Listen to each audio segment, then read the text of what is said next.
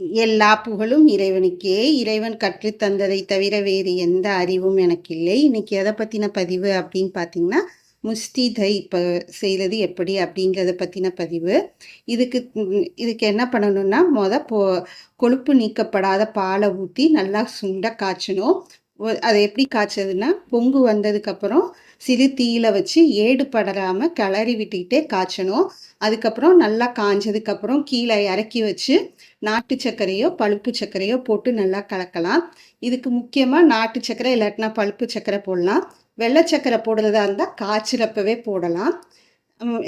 இந்த நாட்டு சர்க்கரை பழுப்பு சர்க்கரை போட்டு நல்லா கலக்கிட்டு, தேவை என்றால் ஏலக்காய் பொடி குங்குமப்பூ போட்டு நல்லா கலக்கிட்டு ஆற விடுங்க.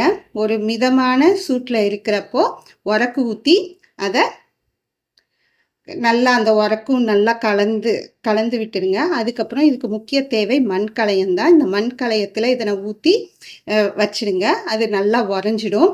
இது தேவை என்றால் நீங்கள் ஃப்ரிட்ஜில் வச்சு கூட எடுத்து சாப்பிட்லாம். உறைஞ்சதுக்கப்புறம் ஃப்ரிட்ஜில் வச்சு எடுத்து சாப்பிட்லாம். இதனுடைய முழு பதிவும் ஏஎம்கே ப்ளூமிங்கிற யூடியூப் சேனலில் இருக்குது. அதனை பார்த்து செய்து சுவைத்து மகிழுங்கள்.